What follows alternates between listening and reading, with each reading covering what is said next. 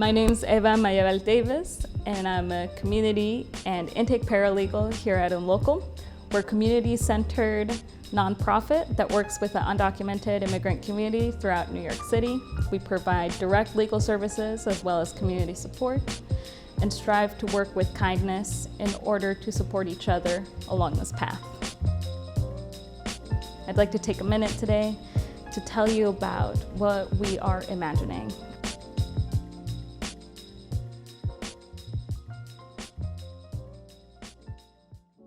When I started running when I was little, it's like somewhere third, fourth grade, it was because my mom liked to run. And you know, when you're a little kid and you admire someone, you just want to copy everything they do. That was me with my mom. So I just started running with her, and you know, now that I'm older, I still run. That's what I do. I still drink yerba buena tea or mint tea, but I still prefer to drink it with a little bit of sugar. Yes, oh my gosh, that just made me remember all the home remedies my parents ever made or gave us. And one of them was yerba buena. So I just got this nostalgic thinking about it. When I think of well-being, I think of a soft sky blue color. I think blue is a peaceful, soothing, and healing color. For me, well-being is feeling secure, it's feeling happy, it's feeling healthy, and soft blue is a color that feels safe. I will have a slow morning for the rest of my life, God willing. I mean, I know things can happen, but that is my main goal and how it helps me center, right, for the rest of the day. It's been such a heavy emotional year that at least I know every day I have my slow morning, right, to look forward to. Yeah, like, I feel like I'm just gonna enjoy these 2-3 hours. So that's how I try to incorporate like mental health and wellness every day. Right before bed, and then right when I get up, I have a friend who we're like accountability partners. So if she's up first, she'll like send me a quick text and we'll FaceTime and we'll stretch and we'll just like check in about what we have to do during the day. But like, I feel like if we move away that it's like how we feel when we start the day. That'd be nice. Right? Like, I just think how much either migration or being a woman, woman of color, other identities, right, can make you feel like you're out of your body, like dissociated from your fully and happily embodying yourself. I would say like a bluish green. That's kind of like the color I think about when I think about being healthy. After a year of limiting ourselves, you know, in almost every single way, but especially in personal interaction, that can do a lot to a person's mental health, you know. And so one way that I practice health and well-being is doing the little things, like saying hi to my neighbors that I walk past every morning. Those little interactions mean the world to me because I had COVID. I had it for 2 weeks, and before having COVID, I wasn't going out of fear of getting COVID, and then I still got COVID, you know? And after, you know, I had COVID, I was like, well, then why wasn't I going out? You know, why wasn't I exploring the world? There's so much to explore, and I can do that safely. So one of the ways that I practice health and well-being in my everyday life is through interactions, short, brief interactions with my community. It's so easy to feel confined and stagnant. And so being active in any sort of way, right? Like you're saying, just like going outside when you can, going for those walks, making the effort to do exercise, doing those little things. And also we realize like the brief interactions that we have with people can really be inspiring and make us understand our connection with humanity, that we need these little moments. And those moments mean as much as possibly the really exciting events you have with people, or the being around large groups of people. That's amazing, but sometimes when you aren't afforded that, it can also be just little moments of saying hi, exchanging glances, discussing how you like something in your neighborhood or something like that. And so these are the little things that are giving our lives meaning. I struggled with the most, so that's the most important one for me. always do your best. I know that sounds like a very cliche thing, but always do your best. I mean, acknowledge that your best can change from day to day. You know, your best at your healthiest is gonna be very different from your best at your, sickest. You know, your best could be 150% one day and it can be 10% the next day. And if that's all you can give that day, that's okay.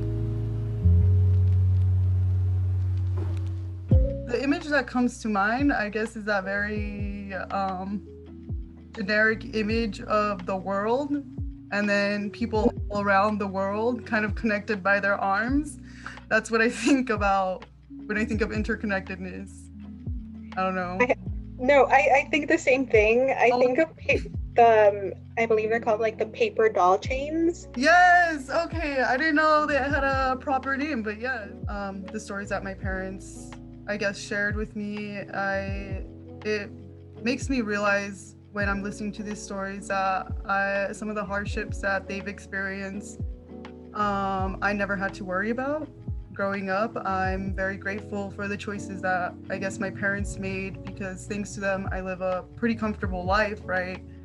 And these stories that have been told to me, they kind of inspire me to keep striving for more in my personal life and also my professional life, to one day hopefully be able to repay my parents for all that they have given to me. For me, interconnectedness is most evident when working with the communities I serve.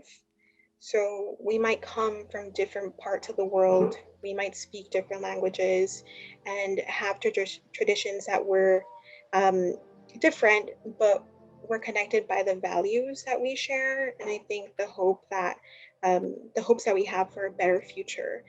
So I also think that goes with UnLocal, our local team as well. Nourishing what connects us allows us to build a healthy, productive, and inclusive workplace, togetherness and unity. Yeah. And it's all one chain, right? It's all one link. So that's what I think of when I think of interconnectedness. Nice. When I was younger, I didn't really understand what that meant. But now, thinking about it, now and where I am in life, I think that saying means or connects to your community and your home. I think of those before me, those who paved the way for my generation, and made it possible for me to pursue a future that maybe they didn't think was possible for them. So, and that saying, never forget where you come from, I think it keeps me really grounded, and committed to giving back to my community, whatever that may be, right? To my home, from where I come from. I feel like I was plucked, right, from like my land and like where I grew up and culture, and then I was like somewhere else, and I always felt like, okay, well, where I ended up in New York City, like everyone is different, right? And I remember that being my first point of community, that my community is people who are all different. So I feel always still the most comfortable in spaces where people are different, right? Whether it's their culture, their race, their ethnicity, like how they identify in any way, right? I'm like, I'm comfortable where like people are comfortable being different. I would say a community garden. I've had there's a community garden in Sunset Park where I grew up, that I used to go to, and I met a lot of good people there. It's called El Colibri Garden. And then there's one here in Bushwick that my friend Crystal volunteers at. And that's also a place that my partner Nadia knows somebody that's there, that's from Boston. So it's like this, it's a place where people meet that you might know, or like you go there and you meet somebody that knows somebody else, right? That's in the similar type of work with communities. So the community garden, I think it's a place that builds that. And we went to visit the community garden not so long ago, the one that Crystal volunteers at, and we helped plant things, and we helped just move soil around and stuff. And it was just really nice to be around like plants and to be around nature and be around people who are doing the same thing. So that's one place I think that builds community, or a space that builds community. And also one obvious one would be like workshops for community murals. I think those are awesome in terms of like getting a group of folks together to think about a specific idea and try to see like the similarities in their experiences and try to find those connections. I think that's like an awesome experience for folks who try to like build community, like these moments where you can exchange like, you know, your experiences, but you're painting as well. So, you know, it's also nice. It's also for me, that's when I like my first experience is painting murals. And it was just really nice experience to be able to work on a project like this where the art that you're making, it serves a purpose that you yourself also feel, that, you know, the murals and the images that are going into this office space, like they mean so much, and you know, and they help like both like visually and also like in meaning, like the office space and for the people that walk into that space. And I guess the difference between, you know, there's like a difference between a mural that's going outside and a mural that's inside in an office. Like I think in the office it's a little bit more personal. And it was just really nice to work on something that I felt like that really mattered, you know, that really like would make a difference in the experience of people. I think that's what I want folks to kind of like take away from UnLocal, that to try to put yourself in another person's shoes, to relate to how difficult it is to be undocumented in this country, and how sometimes like hopeless it may seem because of like, you know, the political landscape that, you know, it just seems like such a like huge mountain to overcome. But you know, that being said, like, you know, doing the Zoom sessions and interacting with the participants, it gave me a lot of hope. You know, it gave me a lot of like, it made me really happy to like meet all these folks who've, you know, have like dealt with these issues or are connected to these issues, and just to see, you know, like how much courage and how much, you know, resilience they have. One of the things that I remember, because it happened just yesterday, was I popped in after work. I just popped into this little restaurant, this little hole in the wall, you know, restaurant right downstairs from my apartment, to say hi to the woman that runs the place, because we become neighbors basically now. And so I just popped in to say hi, good afternoon, and just leave. That was my whole plan, was just to go in, wave hello, and then just get out. But she called me in, and then it turns out she wanted help from UnLocal, because I had briefly told her before, I had mentioned that I work with UnLocal, and it turns out she needed help with DACA. And I connected her to UnLocal. I have been searching for community. All my life I thought I was searching for community. And now looking back on it, as I am right now, where I am right now, in LA, when I lived in LA, I thought I didn't have a community. And now thinking back, I had a theater community that loved me and really valued me. And I felt alone still, but that was through, you know, that was because of my emotional and mental imbalance. But I had a community in LA that loved and valued me. And then I moved here, and then I felt a little more alone for the first few weeks. And then I just opened myself to finding a community.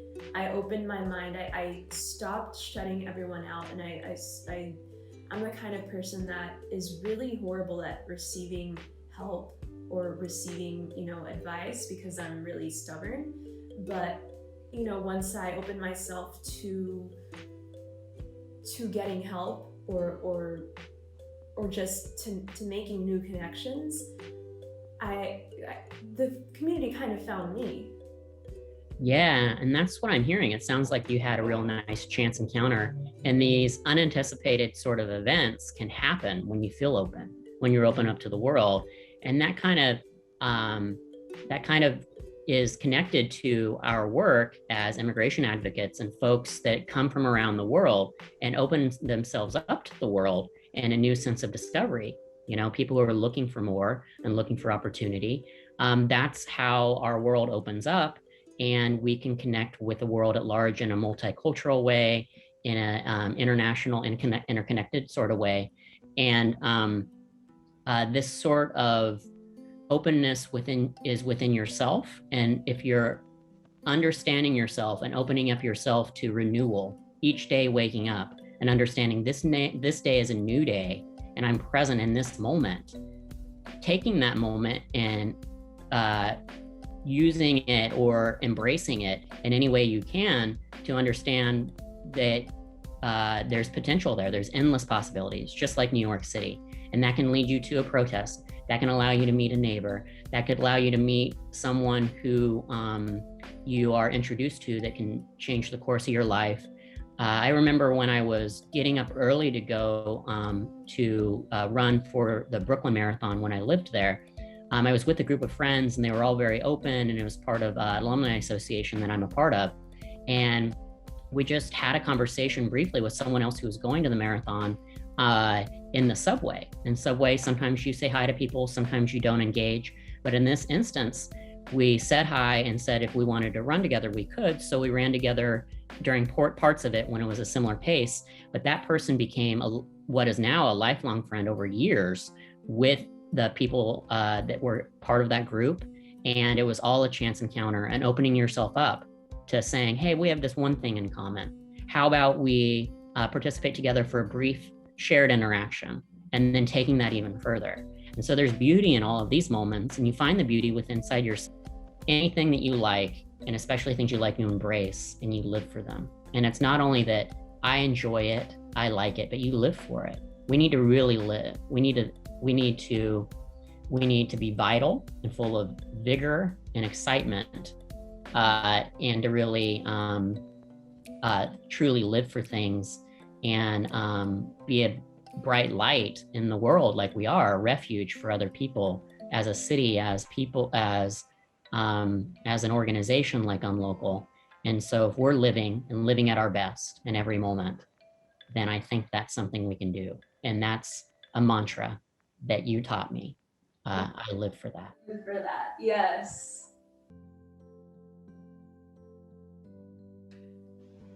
It allows you to think outside of your current reality or situation, and it also gives you a little bit of hope. It is also very important for growth, right? Because if you aren't hopeful, then you're not really looking for solutions or for answers, right?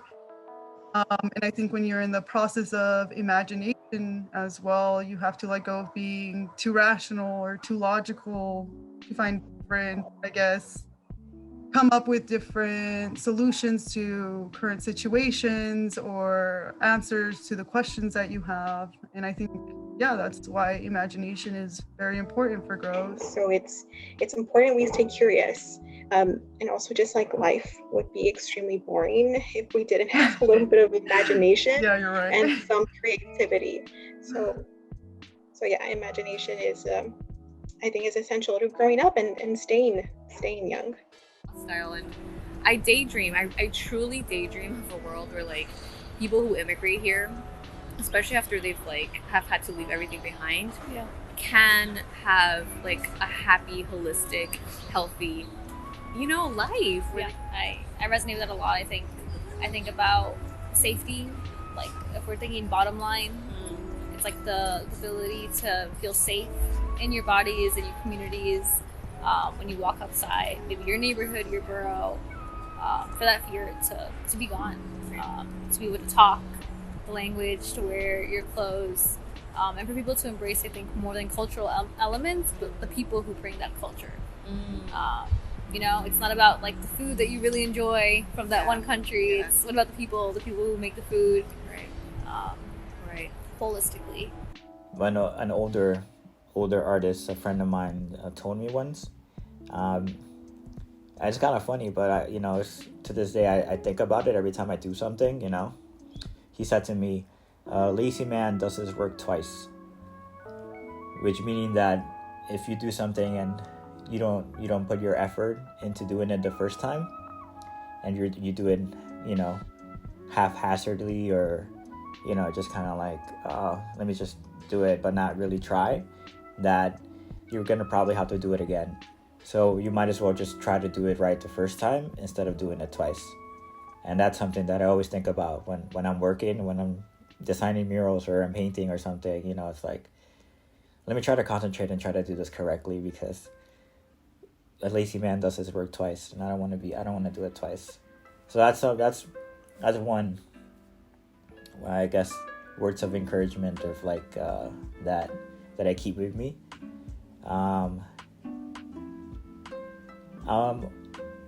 There's also another one that is not. I had like a dream that, like, my grandmother told me this, and then, it was just a dream, but I've always remembered it, and it was just like a strange experience. It was back when I was like in probably out of college and stuff, and I was trying to figure out what I wanted to do.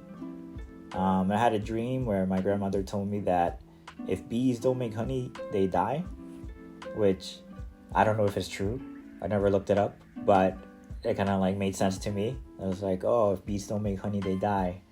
And I woke up from that dream and I was like, oh, that kind of makes sense. Kind of like where I'm at right now, like what I want to do. Should I try to pursue this art career, or what should I do, with my life? So it kind of stuck with me of like, maybe I should try to paint, I should try to draw, try to pursue this art career. And in the same way that if bees don't make honey, they die, like, what am I gonna do if I don't make art? Like, it seems a little empty. So you notice if you really can make an impact on someone's day, and it can be a slight way, saying hi to someone when you are around and from a distance, smiling with your eyes, a good smize, right? We can't smile when our masks are on, but just knowing that you are kind of sharing like friendliness and openness and love as much as you can. Manifesting. I'm manifesting a lot. I've been manifesting a lot. I would like to radically imagine a future that sees beyond these things, doesn't create these limits, these barriers between people, and these barriers that lead to otherness and fear and hate, and then mistreatment of others, and that fear being very dangerous. And so I'd like to manifest people opening their eyes, this openness, this love, and this curiosity for everything. Going in with open eyes and asking questions like, tell me more about that. I'm interested. I would like to manifest a future where the very people that we fear the most are the ones encouraging you, embracing you, and loving you. Live for it. Live for every moment. Every moment is an opportunity to learn, is an opportunity to grow. And if we're truly living in that moment and really intentional and present about the moment, that's where this health comes from, the well-being and the interconnectedness, because we will live for each other. We will live for the well-being of our community, of society. And so that will allow us to be interconnected and really live with a life of spirited enjoyment and joy. And that sort of joy, especially for people who can't always experience it and sometimes feel like society doesn't accept them or actually mistreats them, persecutes them. One of the best acts of resistance is pure joy. We are using art as a platform to navigate a complex story.